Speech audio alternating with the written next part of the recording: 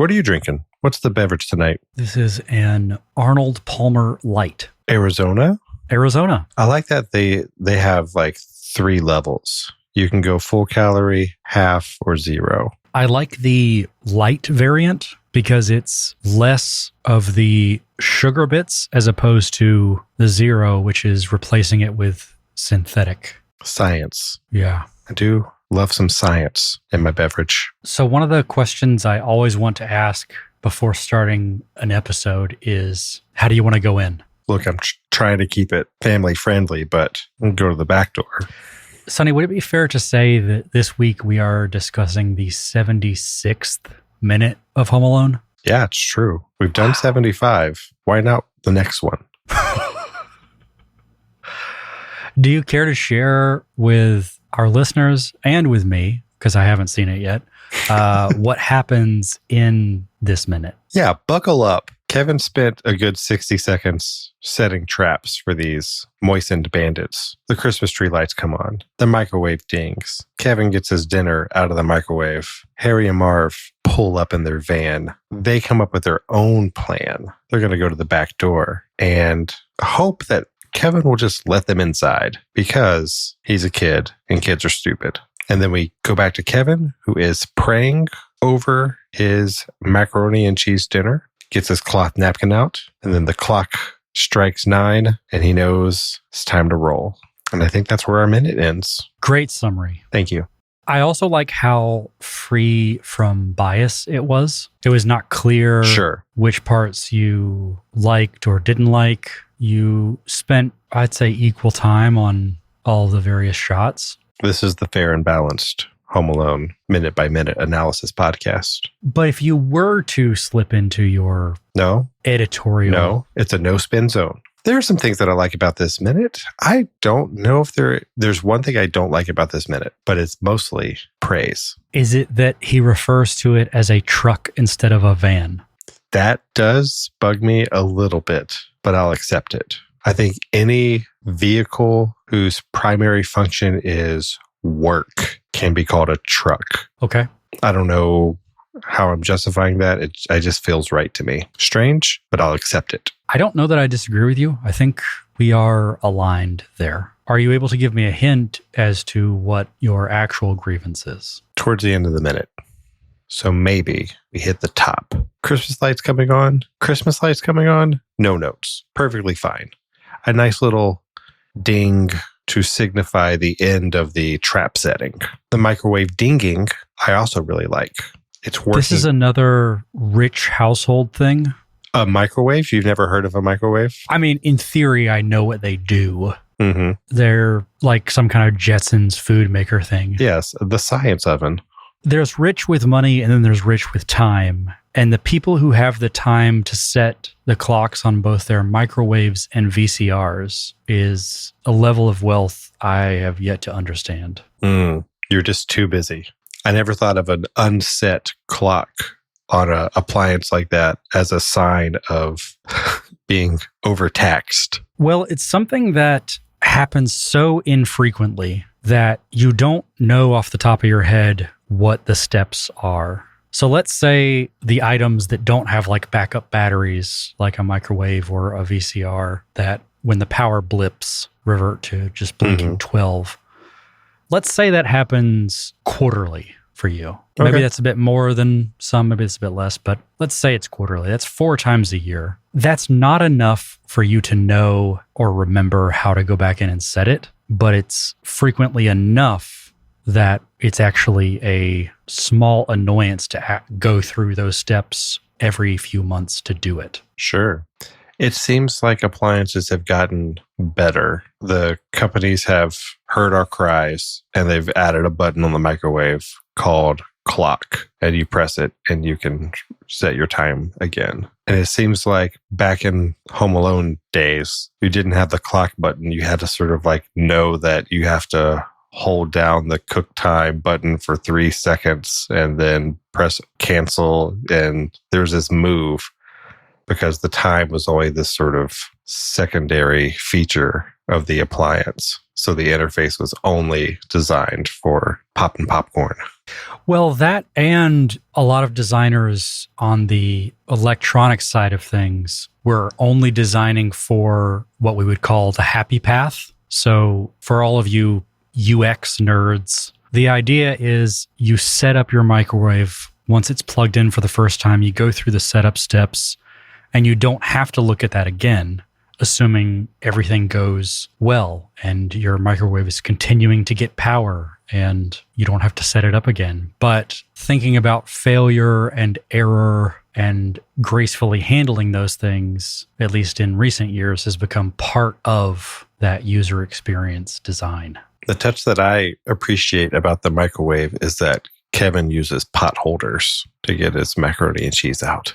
If you've ever had a plate that's been in the microwave for more than 30 seconds and you know just how center of the sun level hot it can get, it makes sense that he's doing that, but you also think, I don't know how many times I've actually done that. Yeah, and I am under the impression that Kevin hasn't done a lot of cooking at all. So is that why he's doing this more out of naivety than anything else? He just thinks when you pull something out of any kind of an oven, you need a pot holder? Part of it reads that way to me, yeah. He knows pot holders are used to get food out, so he uses them. I don't know if he needs them for the macaroni and cheese. I mean, if he was doing it on one of those like ceramic plates that it looks like he has, then certainly. Yeah. But wasn't he using like a microwave cover as well? Yeah, this is a pretty sophisticated setup. And he's got the Christmas pot holders out too. Because of course. Of course they're green. What are we, amateurs? It's a Christmas movie. Green pot holders. You think props showed a couple different pot holders to Chris Columbus? And like some of them were purple or gray. And he's like, no. I bet there was actually some trolling here and there where people would try to sneak things in. And anytime there was a new person on set, they're like, oh, hey, go take him these. They're blue. And then you go, oh, okay. See if he wants Kevin to wear this blue shirt. And like, oh, good idea. Fresh Prince of Bel-Air style. Like you cut to that guy getting tossed out of the door. Sorry. But then we cut outside to what looks like just a nice exterior shot of the house, but then the van pulls up. And then not only does the van pull up, but the guys get out of the van and they walk around to each other and they stand next to each other. It's some maybe unrealistic blocking. Like this conversation, I think in the real world would happen in the van before they get out. Or they're just eager beavers and they get out of the vehicle and realize, oh, we haven't really talked through this yet. Right. What do you want to do? Yeah. I do like, though, that there's a tinge of Harry treating Marv like he's someone who always has to explain his rationale, because he's preemptively saying that they can go check it out, but we can always come back to the truck. Mm-hmm. Like he's saying, hey, don't bring all of the stuff yet. Don't try and make this like a one-trip thing. Right. Like, let's go check it out. We can come back if we need to. He's like talking him down off of what we can assume are some historical errors. Right. Forgive me, but is their van being on the road rather than parked in the McAllister's driveway, is that functional in some way for the plot? Am I missing some sort of reason that they would keep the van on the street? You could argue that it seems less suspicious that it's on the side of the road rather than maybe in the McAllister home, especially people know that they're out of town. But they've already pulled into that driveway before. But they are only 80% certain that it's just Kevin in there. I suppose that by the end of the movie, spoiler alert, they've been carted off to jail and we can't have their van in his driveway. That would raise some questions for his family upon their return. But if it's out on the street, they're none the wiser about what happened. I think that's an unintended benefit. I don't think that's what they're working backward from. But this line is here. Like, who will reckon with it if not us? Why even say the line that we can come back for the truck? I think he would say this even if they parked it in the driveway. That they would come back for the truck? Come back to the truck. Oh, come back to the truck. I thought maybe I misheard maybe I'm mishearing the line, which would lead to me reading it wrong, because I took it as more of like, don't bring all your stuff on this trip in. Well, welcome to another installment of a recurring segment on the show where we don't watch it again. and see exactly what he says. And we just speculate amongst each other. I think I wrote down, we can always come back for the truck. And then in parentheses, I wrote down, Harry doesn't know that he's driving a van.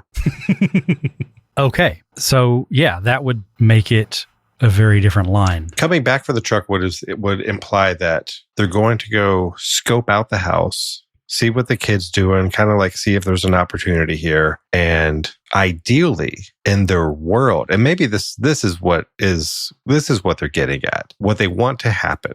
We're getting at what they want to happen is that they will go, the kid will be scared, easily subdued, easily taken down or whatever. And this will be smooth sailing. So smooth sailing that they can just come back for the truck after they've secured the home or whatever. So it does speak to their confidence that this will go easily for them. Kids are stupid. Only a bit less confident than the previous time when they pulled into the driveway directly. Yes. But still quite confident that they will be successful. Which builds up the, suspenseful humor of how is this going to go? Well, we just saw Kevin set all these traps. He's our hero. We're fairly confident that this will go just fine for Kevin. So it's fun to watch them assume they can so easily come back for the truck. I think all that boils down to, though, is the same level of cavalier, but not as much as before, regardless of how you see it. But on a preparedness scale, much, much lower. Because again, how do you want to go in tells me that they've had no strategy conversations up until this point. They're going to wing it. Here we are about to go into the house, and they haven't had that discussion yet. Which brings me to, what were they talking about at dinner? That's the deleted scene that I'd love to see. In my mind, I'm projecting my own experience, which would be that I'm 100% working backward from 9 o'clock. So that would be all that I would be thinking about. Whereas these guys clearly are pretty good at compartmentalizing. For a guy who cased the whole neighborhood as a fake cop and got this van to fool everyone and checked the automatic timers, he's really going into this battle without much put together. Do you take that as him maybe needing a lot more than most in order to be prepared? Like that cop thing took him 3 years to figure out? Oh, we've seen Harry piece things together pretty quickly before, though. So then I move on to another option. Is this something where he has had some strategy conversation, but with his internal monologue? Because what's the point of bringing Marv in until this moment? Right. Because he does seem like he's got starting at the back door kind of already settled in his mind. Right. He's just cluing Marv into the plan. He has the plan already. Yeah. But that line, maybe he'll let us in, you never know. The hubris of it, right? Like the idea that Kevin's going to roll right over, this is going to be easy for them. That's what we like to see. We like to see the downfall of arrogant people. And in this moment, that's what this movie does so well, is that it sets these guys up. We've seen them bumbling before. We've seen them conniving. But right now, they're just cocky. They think this is going to be easy. So we're delighted at what's going to unfold for them in the next few minutes. Kids are stupid. Yeah, that line too of like underestimating your enemy. That's the essence of Greek tragedies, right? Like people think that they can defy the gods. They think that they're more powerful than they really are. They think they can escape fate. Like these guys are about to get their comeuppance. And that's one of our favorite things to see in drama is arrogant people eat it. There's a less perfect way of reading it that he doesn't actually believe that it will be that easy. He might think that he'll be able to overpower him or be able to threaten him in some way to get him out and subdue him. But this is more the like cheeky way of framing it. Mm-hmm. Admittedly, he's still, even in that interpretation, underestimating what he's up against. Right. And Kevin hasn't really done anything to make them angry yet. They've had some encounters, but nothing that would make them hate Kevin at this point. So he's an obstacle, not an enemy at this point. Right. They're not thinking enough about him one way or the other. They're just kind of hoping that he'll step aside, or because he's just a kid, that he'll be easy to take down in some way. But this is his house. He has to defend it. And maybe if he were just a kid, he would be easy to take down. But he's a kid who has the Almighty on his side. We catch Kevin in prayer. Do we think that the night goes differently for him if he doesn't convene with the Lord in more ways than one, leading up to the burglary? Absolutely. This movie is over in 3 minutes. He's got Old Man Marley and Christ on his side, and they're the same person. So we've talked about it before. The disciples are the people who sold it on sale. Yeah, let's get to the prayer. How do you think this macaroni and cheese is highly nutritious? There's no way, right? I think that is the joke. Do you think it said it on the box? No, I think it's a Kevinism. I do like the idea, and maybe have been guilty of the idea of going, macaroni and cheese, that's a vegetable, right? Like, this is a good meal for me. I think when you're that age, there's a binary of dessert or not. I'm eating something besides ice cream for the first time all week. So therefore, bless this highly nutritional microwave macaroni and cheese. Right. It's all relative. And given that this probably has a third of the amount of sugar as the same density of ice cream, it is nutritious comparatively. As for what we've seen him eat, this is the most nutritious. Yeah, that's probably true. Microwavable macaroni and cheese dinner or crunch taters? Probably the macaroni and cheese. At least there's some calcium in there, right? Right. Oh man, those crunch taters were so good. I'm still thinking about them. That's how you know it's not good for you. That's how I was raised. If you want some more, you probably shouldn't have more. Yeah, you should feel bad for all the things you enjoy. Pleasure is a sin. There's something to it though. Like what's delicious that will like prolong your life? Love. There we go. Sweet answer. Here's my beef, my lone beef. I'm ready. The phrase, the people who sold it on sale. I don't care if it's a kid saying it. I don't care if that's how like we might naturally sort of stumble into that phrase. It's just clumsy. Sold it on sale. I don't know.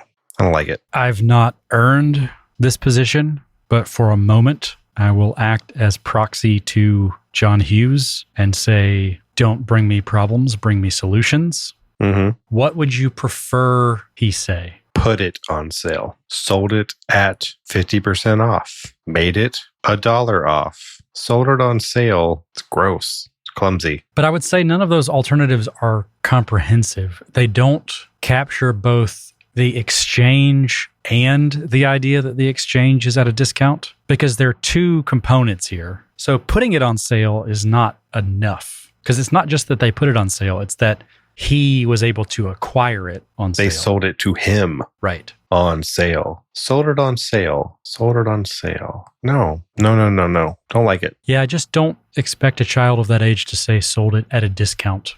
I don't care. Also, let's just fact check him real quick. Was this an item that was on sale, or what? Did he have a coupon for it? The coupon was for the orange juice, right?